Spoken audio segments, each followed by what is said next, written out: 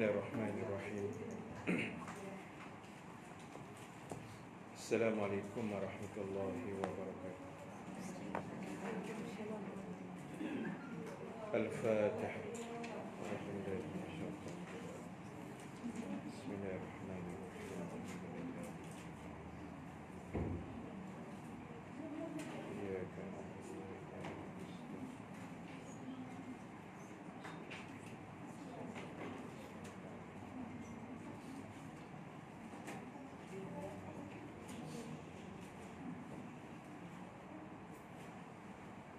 Alhamdulillahi Rabbil Alamin.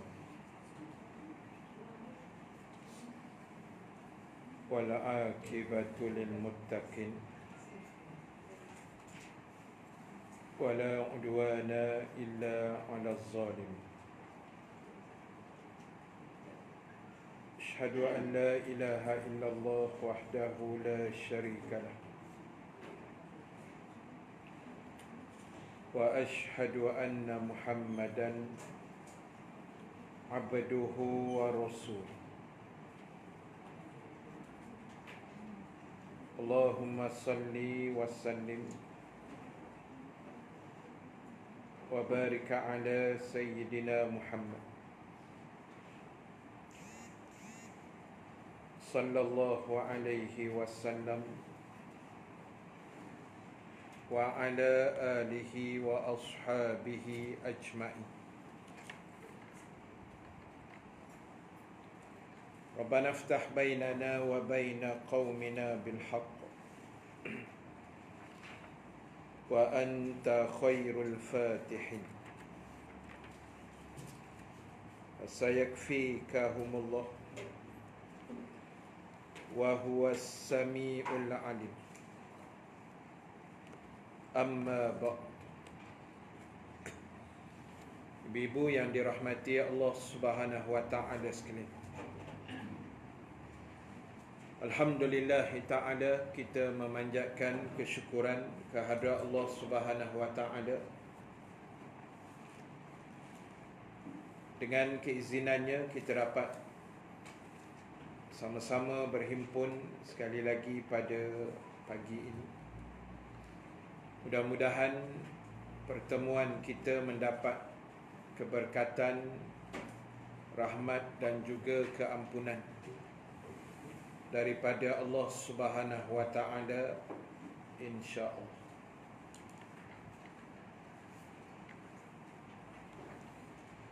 Muslimin, muslimat sekalian, insya-Allah pada pagi ini seperti biasa kita akan sambung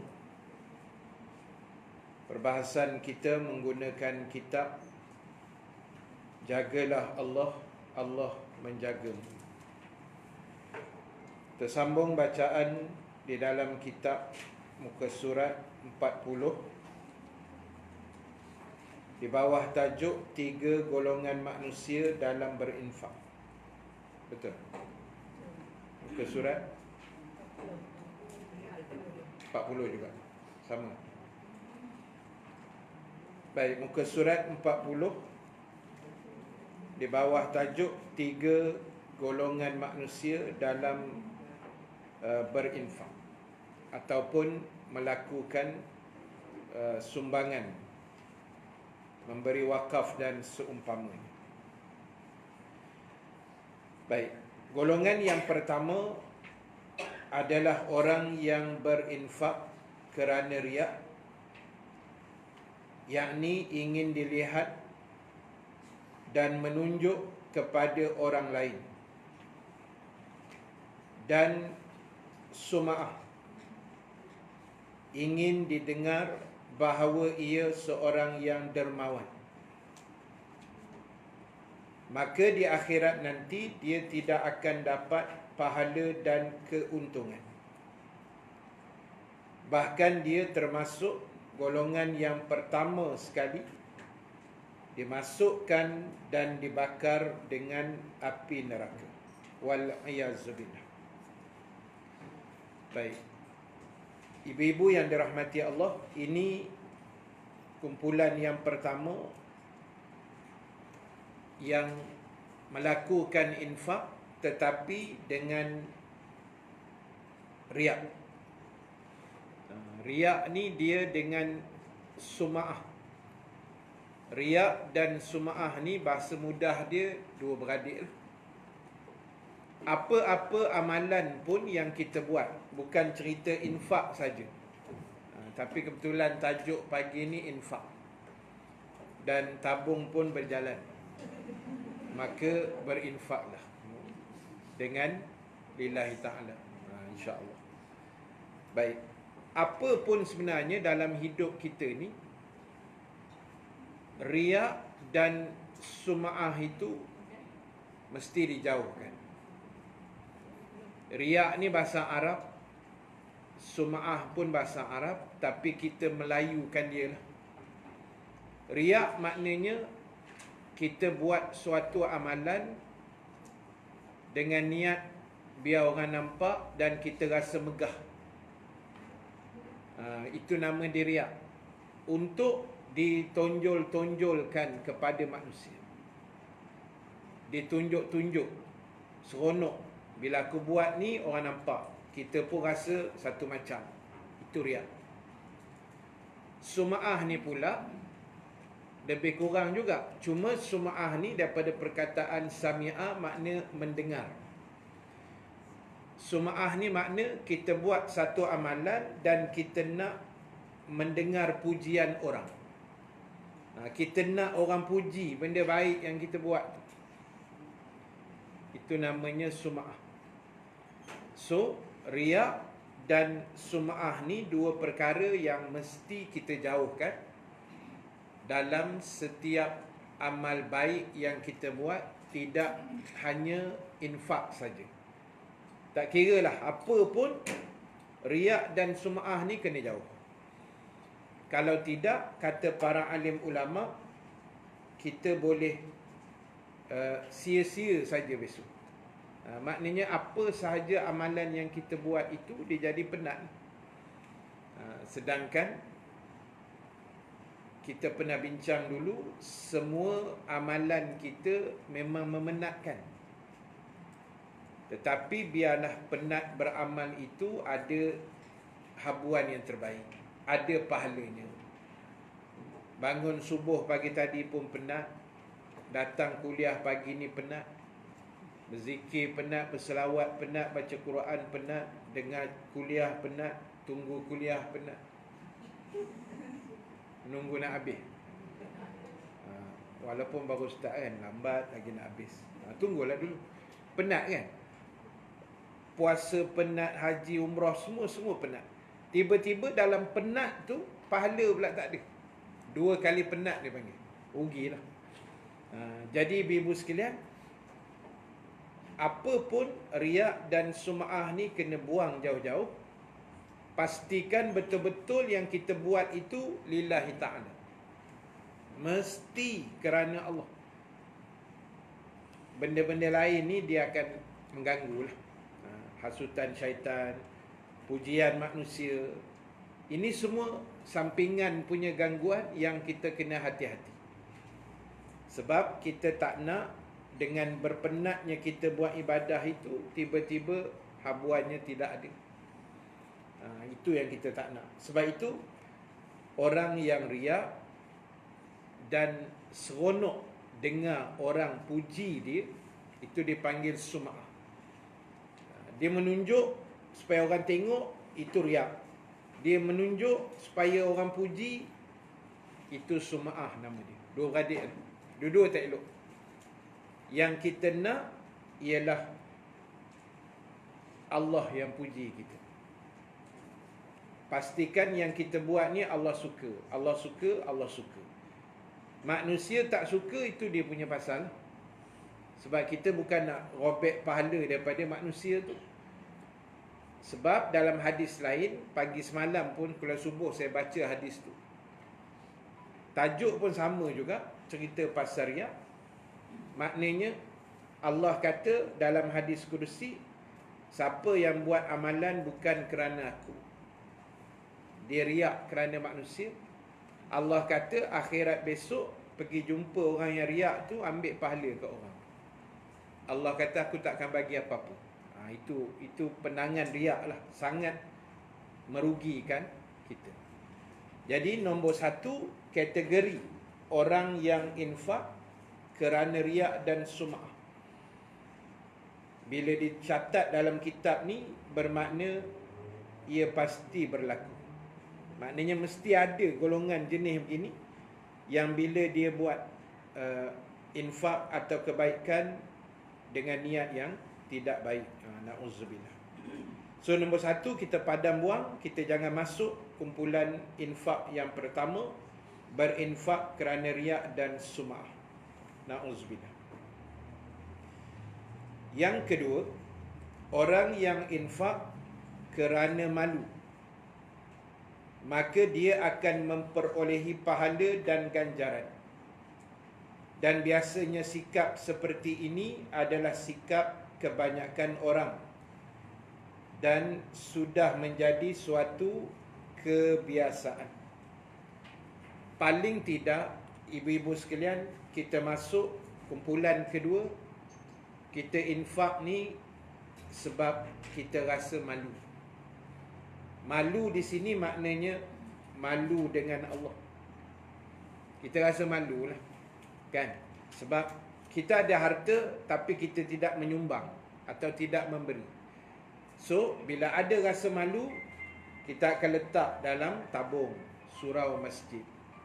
Bila kita ada rasa aku ni malu dengan Allah, kita akan letak di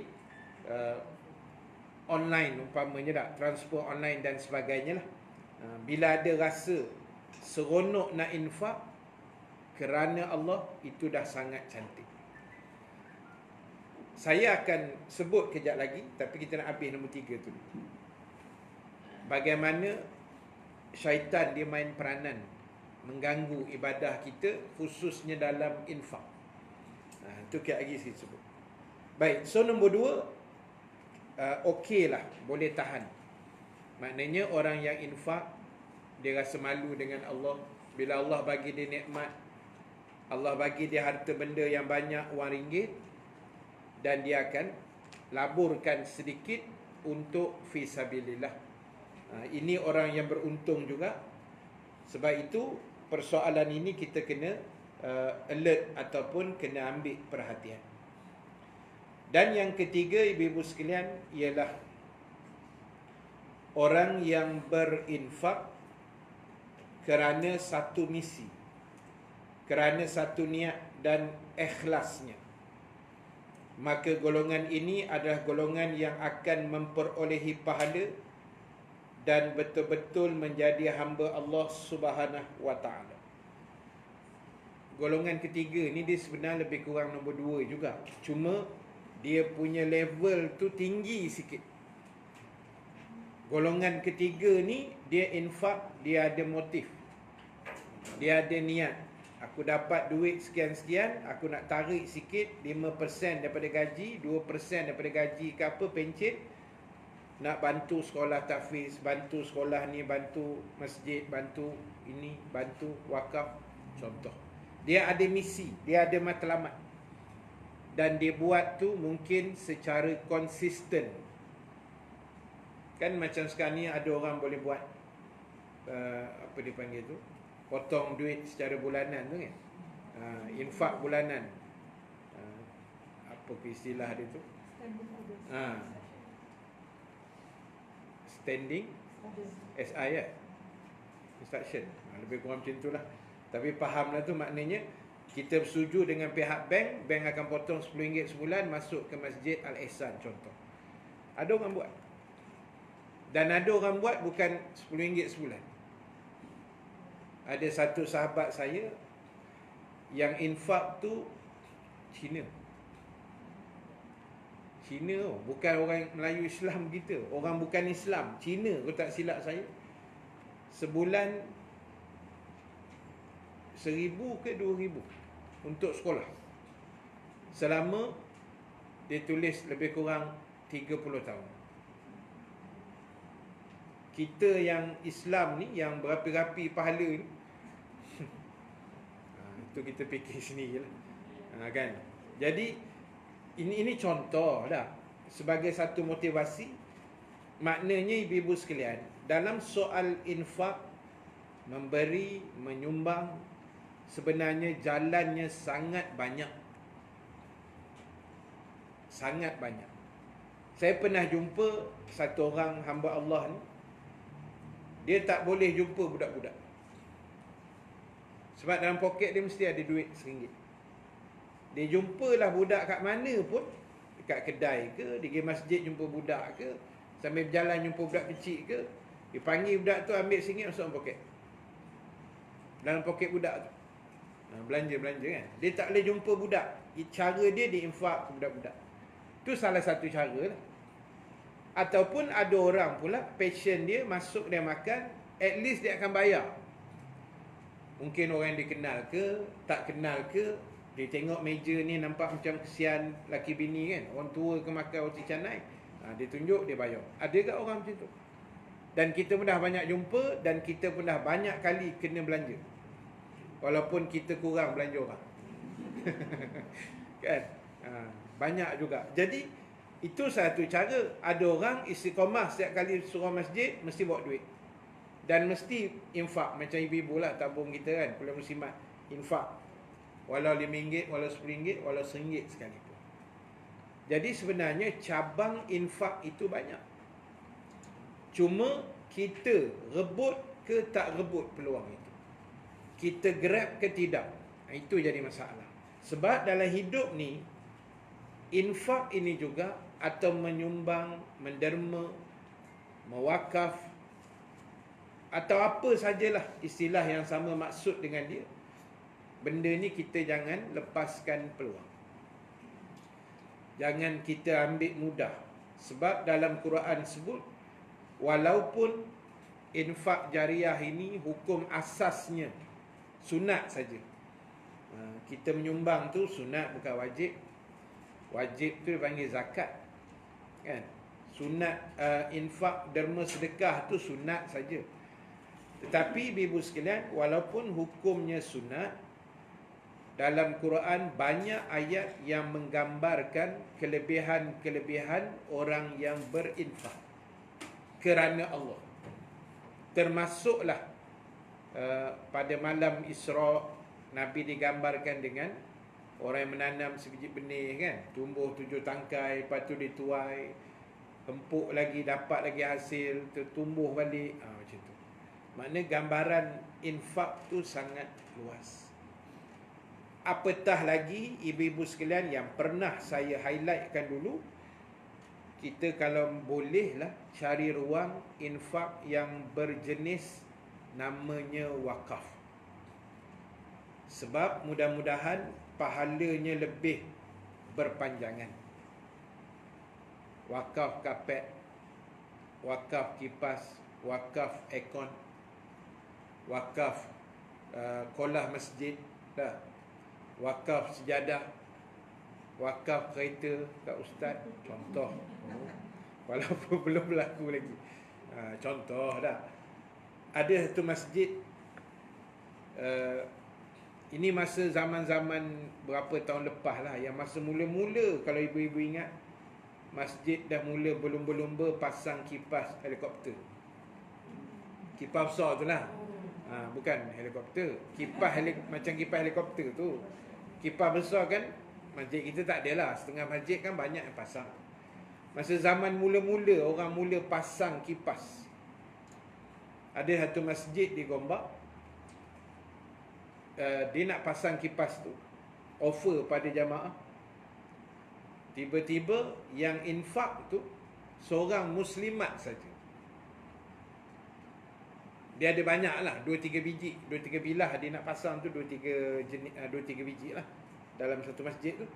Satu tu seorang muslimat ambil. Muslimat tu bukan Korea situ, Koreanya di Ulu Kelang. Muslimat tak silap saya daripada Damansara. Dia seronok pergi masjid tu sejauh-jauhnya, pasal masjid tu meriah. Masjid Ar-Ridwan Ulu Kelang, masjid tu memang meriah lah. Satu masa dulu memang top lah masjid tu, antara masjid termeriah. Tak sengaja lah tu. Antara masjid yang sangat meriah dengan kuliah di Gombak lah. Jadi dia beritahu JK, saya nak sponsor satu kipas berapa puluh ribu tak masa tu. Kan. Bayangkan kalau hari ni dia dah tak pergi dah masjid tu. Yalah, mungkin bukan dia boleh nak pergi hari-hari kan. Tapi setiap kali kipas berpusing, pahala masuk. Dan itu yang pernah saya cerita dulu. Sampailah pagi ni, bila orang bagi saya hadiah kahwin 20 tahun dulu, iaitu kipas angin yang saya usung bawa balik dengan motor tu. Ingat cerita tu kan? Kipas tu elok lagi. Kan? Kipas tu elok lagi. Kipas tinggi, stand yang tinggi, yang panjang besar. Sampai hari ni masih lah boleh bila di 3 tu berpusing. Walaupun dia dah tak macam tu dah, leher dah patah kan. Tapi maknanya saya petik je pahala wakaf makcik-makcik Masjid Seri Kundang masa tu. Mungkin share-share duit kot, seorang sikit, masuk pahala. Saya percaya yang wakaf tu ada yang dah meninggal lah. Makcik-makcik tu saya rasa mesti ada yang dah meninggal. Jadi tu saya kata, dalam melaksanakan sesuatu ibadah ni, kita kena bijak. Cari orang kata pahala yang sekali labur, tapi makan pahala berkali-kali. Macam pahala wakaf lah. Bayangkan kita buat wakaf telaga dekat Kemboja kan. So ustaz kita ada yang uruskan. Wakaf sekolah pondok lah, wakaf itu, wakaf ini. Bunyi wakaf ni, pahala dia sebenarnya banyak. Lebih lah. Dan dia lama bertahan. Macam pahala kapet umpama kan. Kalau 70 tahun kapet tu duduk dalam masjid tu, kita dah meninggal lama dah. Setiap kali orang pijak, orang duduk, orang sujud, orang apa, dapat pahala kapet. Itu. Jadi pastikan ibu-ibu sekalian, hidup kita dengan infak, dengan wakaf, dengan derma, dengan menyumbang, dengan membantu, dengan apa sekalipun, usahakan. Walaupun sedikit. Walaupun berapa je lah orang kata yang kita terdaya kan, yang kita termampu, kita bagi. Baik. Habis secara ringkas 3 tu. Saya nak kona sikit pada satu firman Allah.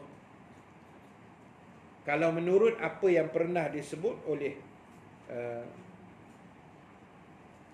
Ibnu Abbas ataupun Abdullah bin Abbas radhiyallahu anhuma, yang merupakan juga sepupu kepada Rasulullah sallallahu alaihi wasallam.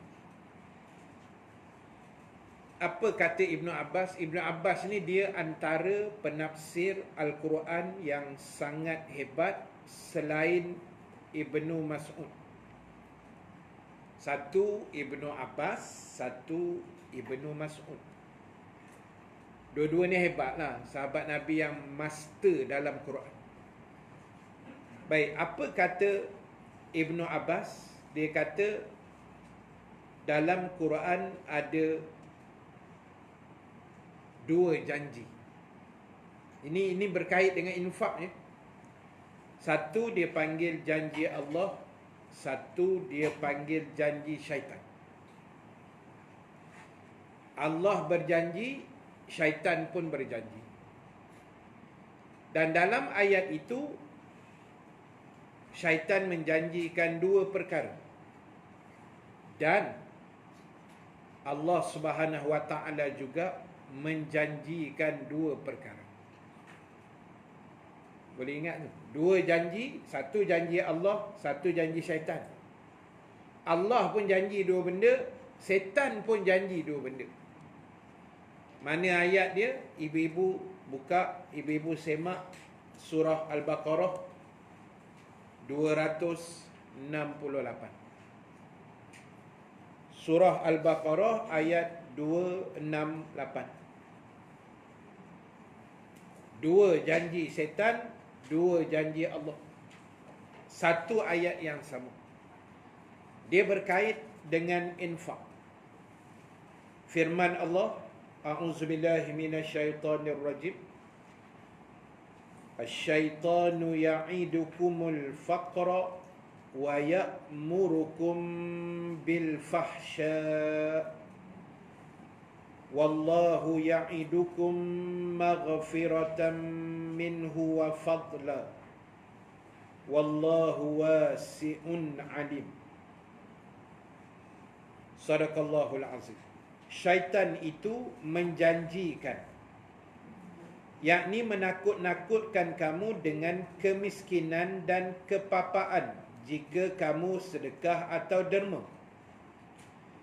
Dan yang kedua, ia menyuruh kamu melakukan perbuatan yang keji, yakni menjadi bakhil. Itu janji syaitan. Syaitan ni kerja dia hasut kita bila nak derma, jangan, nanti kamu miskin. Kalau kamu nak infak, nanti anak kat rumah nak makan apa. Kalau kamu bagi, nanti harta tinggal sikit. Bisikan tu memang ada, ibu-ibu sekalian. Itu janji syaitan.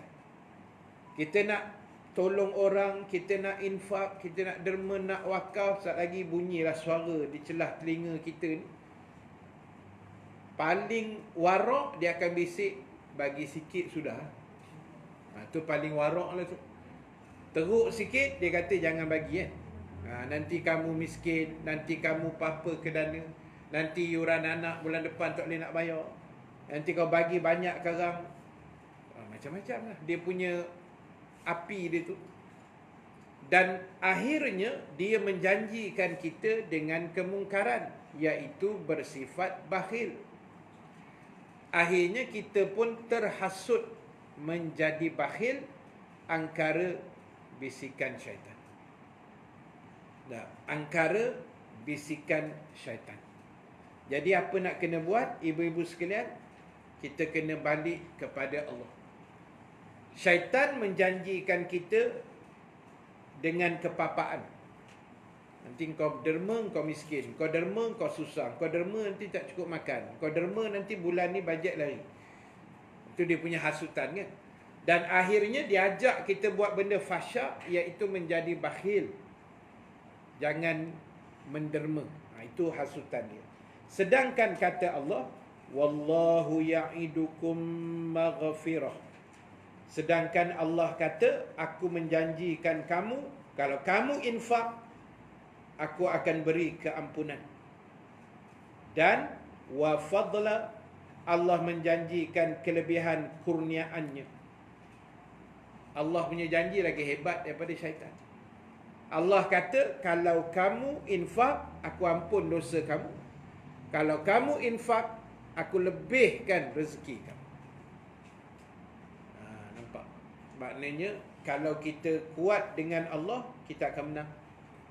Kita akan infak. Dan infak ni sebenarnya ibu-ibu sekalian, macam saya pernah sebut banyak kali dulu, cerita infak ni dia kena latih, kena praktikal. Dia tak boleh atas kertas. Dia kena cari duit, buka wallet, keruk, ambil, masuk tabung. Latih. Latih dengan amount yang kecil dulu. Lepas tu baru besar. Upgrade lah, upgrade. Jangan statik aja, kan? Upgrade. Orang beriman yang baik kan, semalam lebih baik, hari ni lebih baik daripada semalam. Macam tu. Jadi, cuba upgrade based on kemampuan kita masing-masing. Kan? Sebab infak ni kena buat. Kok mana pun kena buat. Berdasarkan satu perjanjian yang pernah dimeterai oleh Nabi SAW dengan para sahabat baginda yang mulia dalam Bai'atul Aqabah yang kedua. Perjanjian Aqabah yang kedua yang berlaku antara berpuluh sahabat yang datang dari Madinah bertemu Nabi di satu tempat namanya Aqabah. Aqabah ini terletak di bumi Mina, tempat kita melontar jamarat Aqabah. Yang hari ini nama dia Jamratul Kubra. Dulu namanya Jamratul Aqabah. Aqabah tu situlah. Nabi jumpa masa tu musim haji tu. Nabi jumpa dan sahabat bai'ah memeluk Islam. Dan mereka balik semula ke Madinah. Dan masa nak balik tu, antara benda yang mereka ikat setia dengan Nabi, wahai Rasulullah, kami tunggu kamu di Madinah. Dan antara benda yang Nabi ikat dengan sahabat, anfiqu fil usri wal yusri. Nabi kata kamu kena infak, kena derma, kena wakaf, kena menyumbang, kena memberi, kena belanja.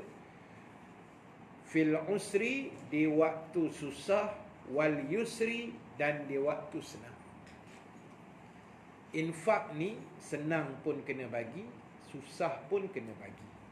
Tengah bulan macam ni pun kena bagi, ujung bulan dapat allowance daripada tok laki pun kena bagi kan. Tengah Covid pun bagi, tak Covid pun bagi. Senang pun bagi, susah pun bagi, banyak pun bagi, sikit pun bagi. Cerita infak, Nabi kata senang dan susah. Nabi tidak kata infak ketika senang sahaja.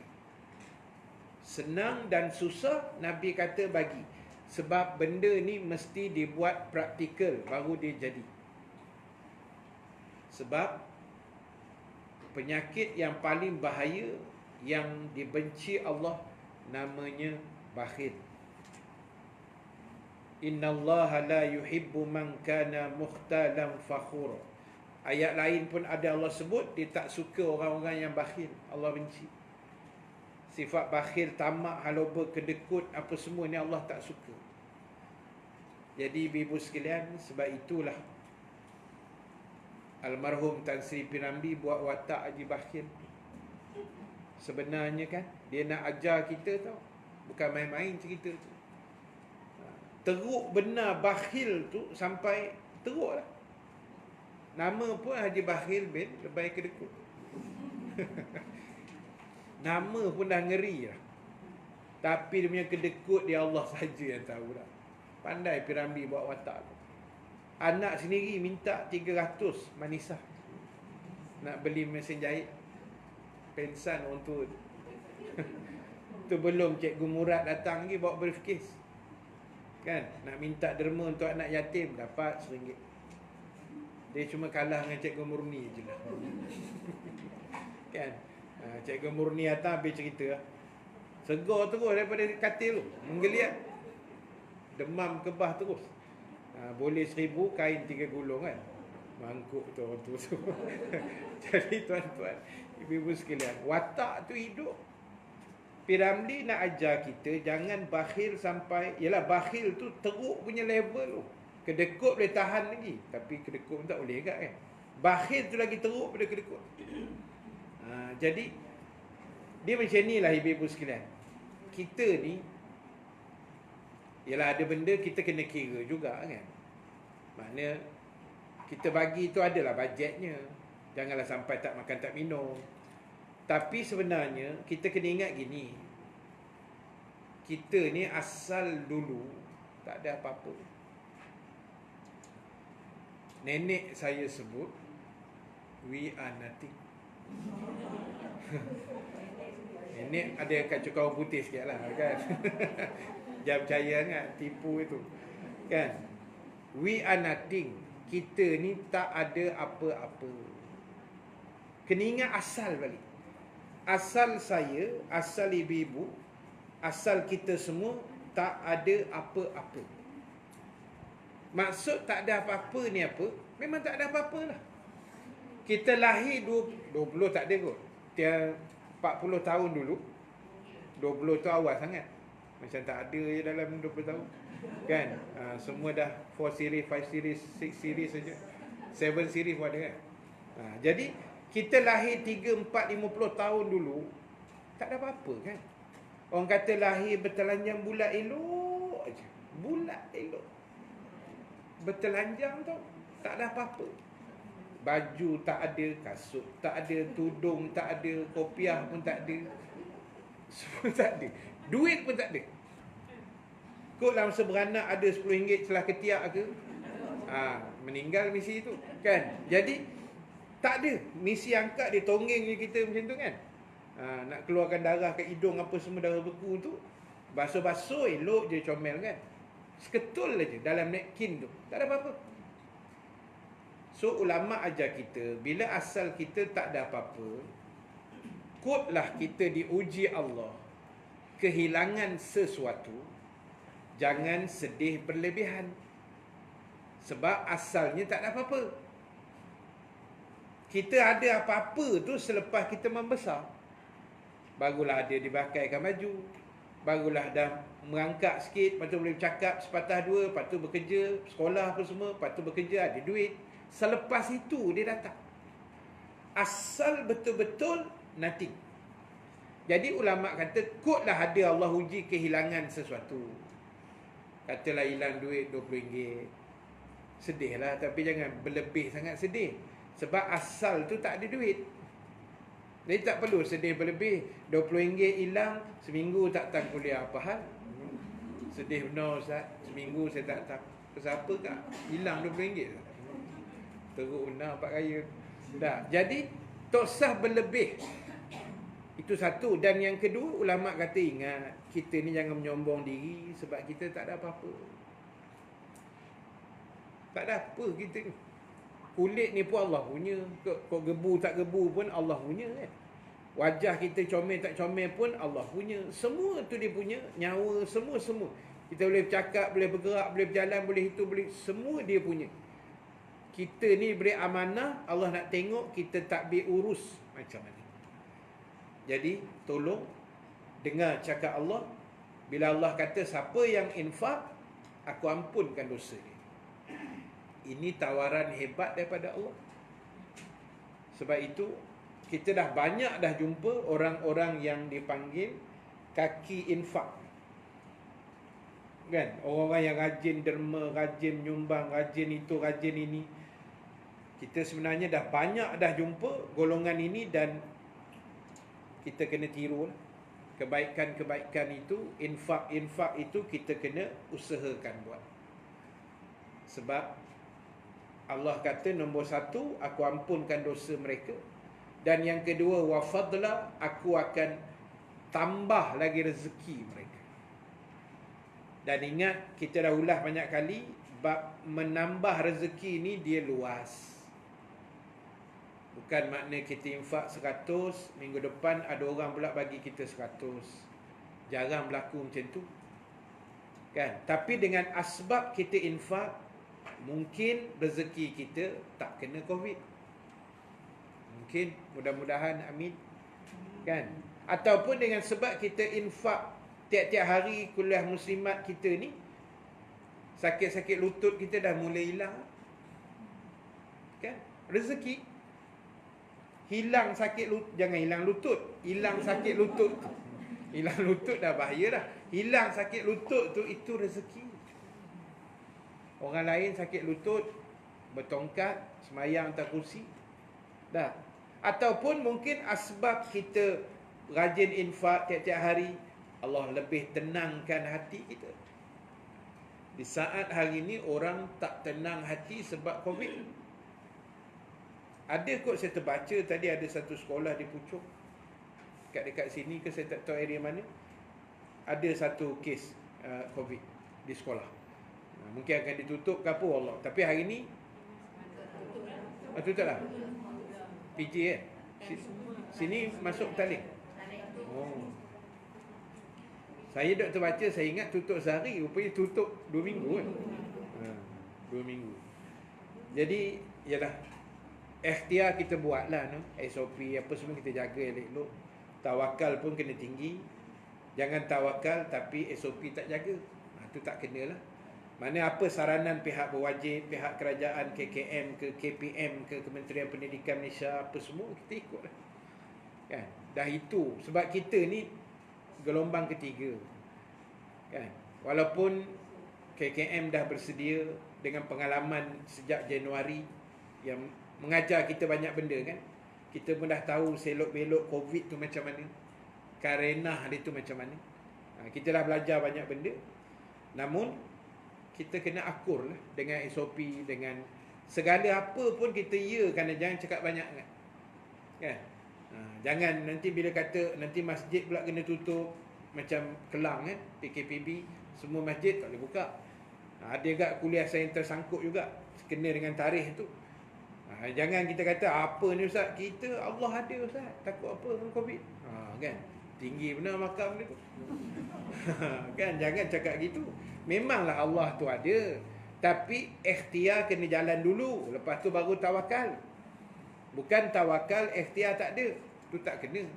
Jadi sebab itulah ibu-ibu sekalian, balik cerita kita tadi, 3 kategori infak ni, nombor 1 tu kita buang lah. Infak kerana riak, kerana sum'ah, kerana nak dipuji, nak ditonjolkan, yang tu jangan. Lain daripada itu, insya-Allah kita infak elok-elok. Yang penting niat infak kita mesti kerana Allah Subhanahu wa taala. Baik, kemudian disambung lagi bacaan sikit. Allah Taala sebut dalam Al-Baqarah. Baik, saya nak patah balik sikit je yang ayat 268 tadi. Penamat ayat tu Allah kata dia adalah Tuhan yang sangat luas kurniaan dan pengetahuan dia. Itu Allah sebutlah dalam ayat tadi. Baik, ayat 5 Al-Baqarah di hujungnya Allah sebut ulaika ala hudam mir rabbihim.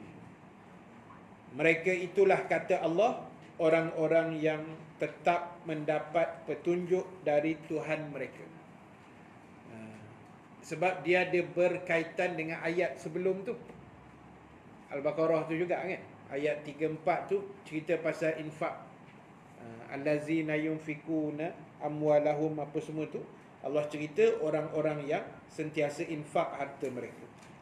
Baik, kata ala hudan di sini maknanya lebih dalam dari hanya sekadar kata-kata fi huda.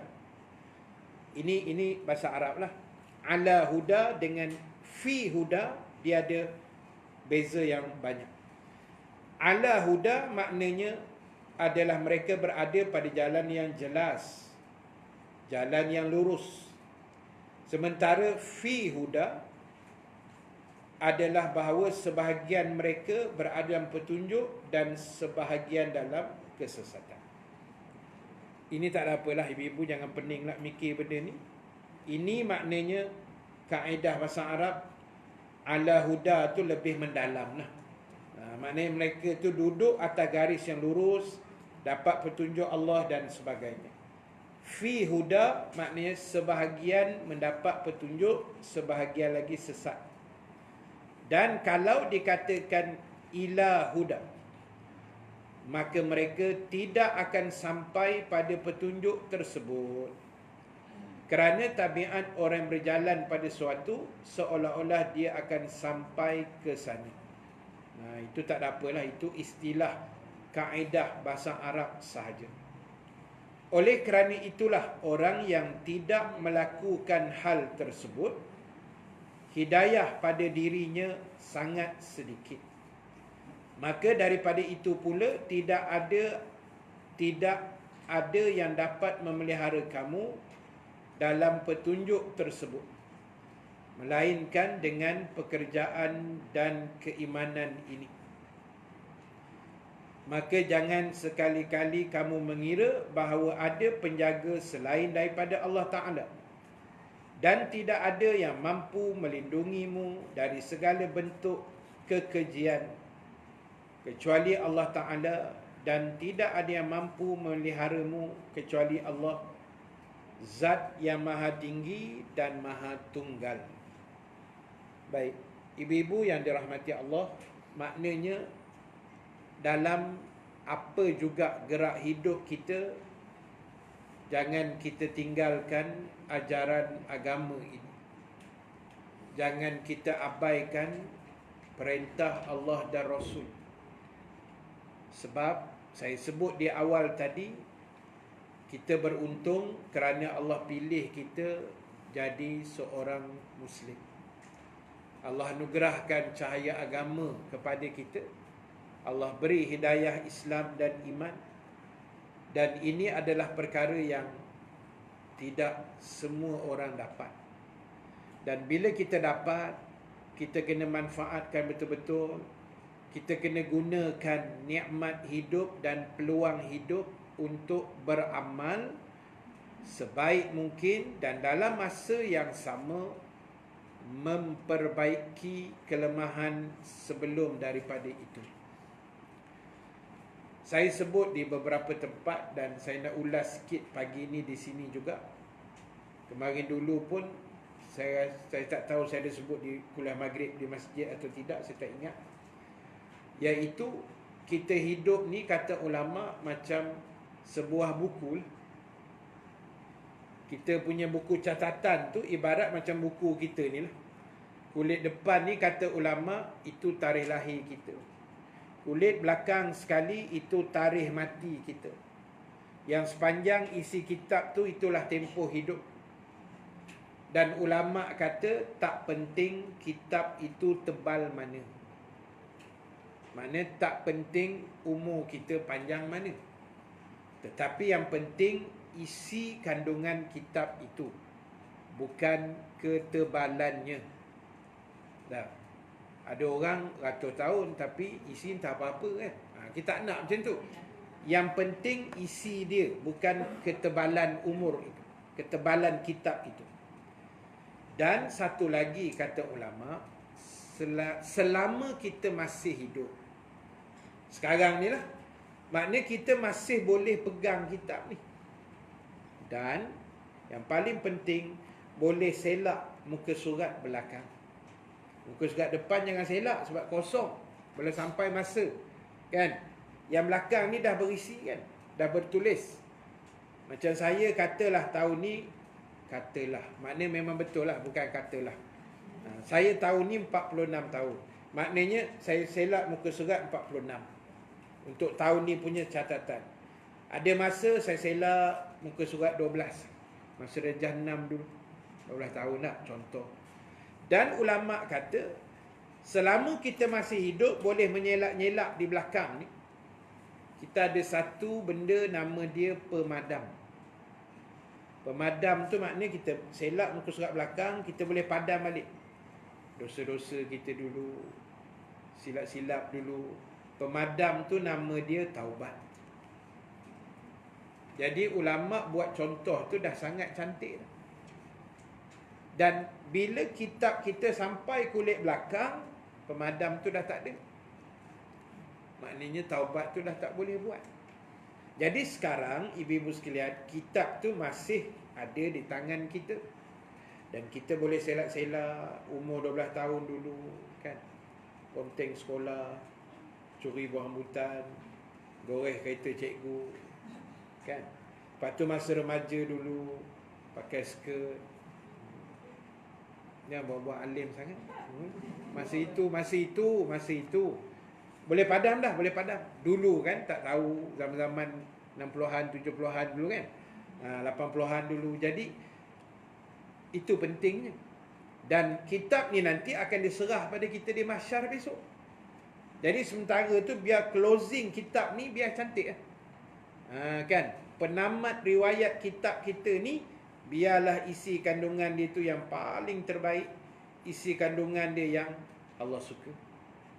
Dan kesalahan dulu sebenarnya kita boleh minta ampun, kita masih boleh taubat, ada ruang. Walaupun orang datang kita cerita dosa menggunung pun, Nabi dah sebut dah, setinggi mana pun dosa kamu, tinggi lagi keampunan Allah.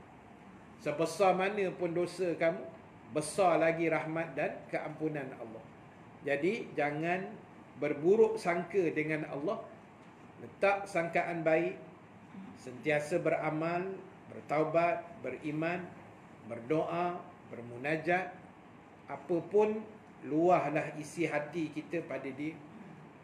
Sebab dia maha mendengar 24 jam kan. Kalau luah pada manusia, kadang dia dengar, kadang dia tak dengar, kadang dia buat-buat tak dengar. Manusia kan, dia pun ada kerja lain juga. Asyik kita je nak bercerita, dia pun penat juga. Itu manusia, dia ada kelemahan. Tapi dia sembang dengan Allah, dia dengar semua. Dan dia tahu, dan dia akan atur untuk kita apa yang paling terbaik buat kita.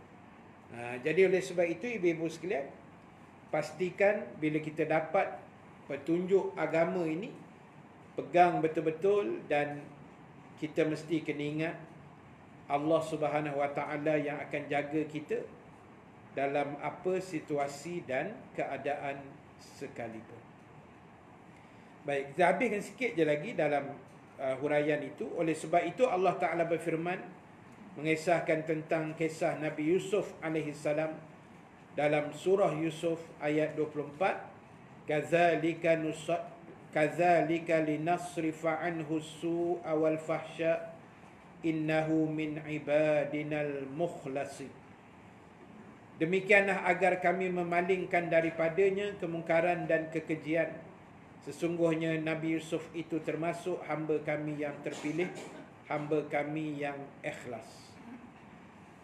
Maksudnya ketika dia sudah mendapat petunjuk, maka kami memalingkan segala keburukan dan kekejian daripada dirinya, maka tidak ada yang dapat memalingkan keburukan itu selain daripada Allah. Ini kisah Nabi Yusuf yang didengki oleh adik-beradik dia apa semualah. Kan? Jadi Allah selamatkan Nabi Yusuf dan Allah palingkan segala keburukan dan kejahatan saudara maranya itu. Itu contoh. Jadi maknanya Allah lah yang menjadi pemelihara yang paling terbaik buat diri orang-orang beriman. Jadi tugas kita ibu-ibu sekalian,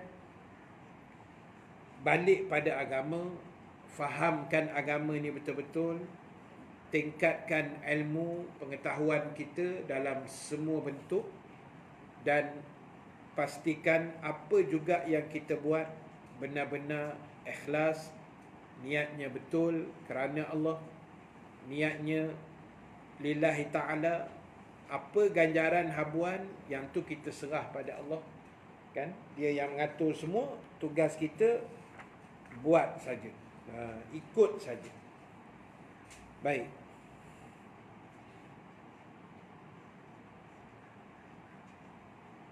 Cukup untuk pagi ni. Apa nak disambung lagi? Sekejap, saya tengok sikit.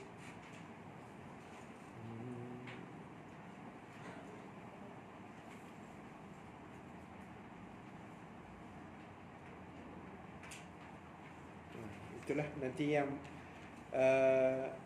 ayat ulaika ala hudam mir rabbihim. Yang tu kita sambung bulan depan,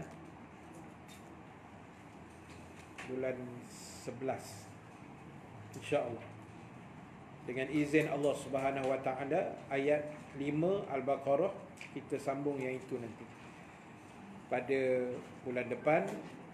Terima kasih pada ibu-ibu yang hadir pada pagi ini. Terima kasih juga semua yang menonton live pada pagi ini daripada Malaysia, Singapura, Indonesia. Terima kasih banyak. Mudah-mudahan Allah merahmati kita semua. Allah melindungkan kita daripada pandemik COVID ini, insya-Allah. Dan juga Allah selamatkan ahli keluarga kita semua, insya-Allah. Dan terima kasih pada semua ibu-ibu yang hadir, yang memberikan sumbangan dalam tabung-tabung kuliah kita. Terima kasih banyak. Allah akan merahmatinya. Terima kasih juga yang bagi ni nasi lemak,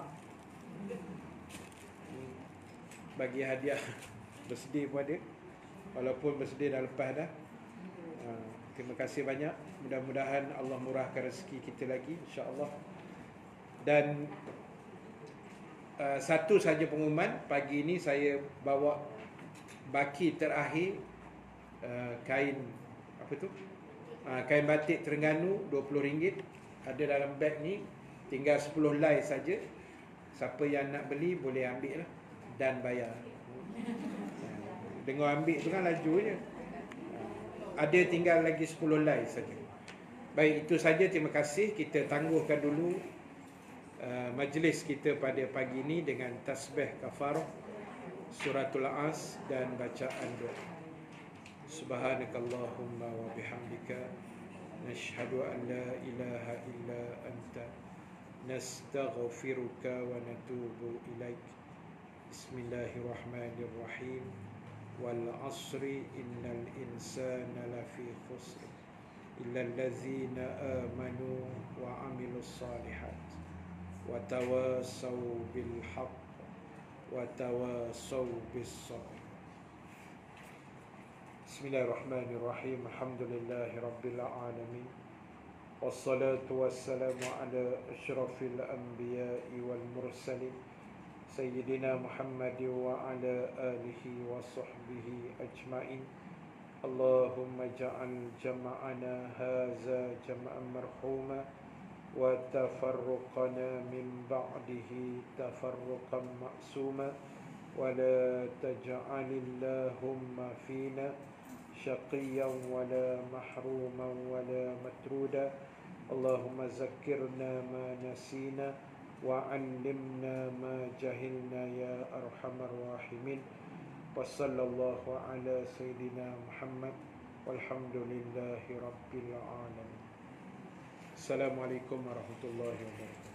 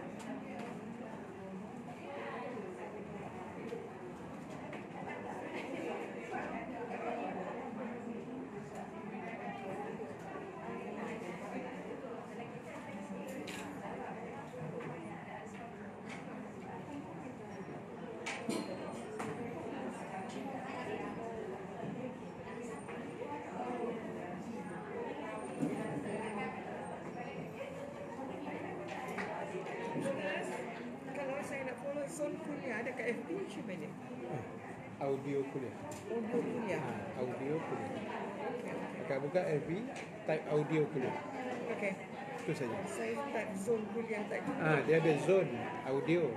Dia ada zone kuliah yang lain. Kuliah juga. Itu pining ni. Audio kuliah kita punya. Lepas tu ada sahabat kuliah. Apa Saya kuliah? kena friend ke? Tak payah follow. Subscribe dengan follow. Tengok kejap. Apa dia boleh? Kita dah share tadi. Sempat lagi tak kat gambar. Kuliah. Ustaz kata sebab infak dia kan. Sebenarnya saya dah buat dalam ni kan, tapi yang buat menyeluruh tu yang 39 tu last month dapat 6. Saya bila saya blast link tu yang joinnya kan baru daripada Dostar, daripada Johor yang tak kenal lah. And then last month kita dapat bantu 16 tempat. Mula bulan pertama Ogos kita dapat 4,000. 4,000 kita buat syarat one day RM1 sehari lah. Tapi yang buat ni ada yang mungkin lebih. Dia ada dah. Dengan sebelum ni pun dah ada beberapa orang yang duk asyik transfer dalam akaun saya tu kan. Lepas tu saya kata, dah lah Ustaz lah ni memang duk suruh minta bagi semangat. Geng-geng kerana dah tak ada orang nak bagi sangat. Salah, saya kata ke apa? Marilah satu buat geng-geng travel pula. Lepas tu, bila kita dah lepas link, dia hantar-hantar kat lain kan. Hantar kat lain tu grup-grup lain masuk.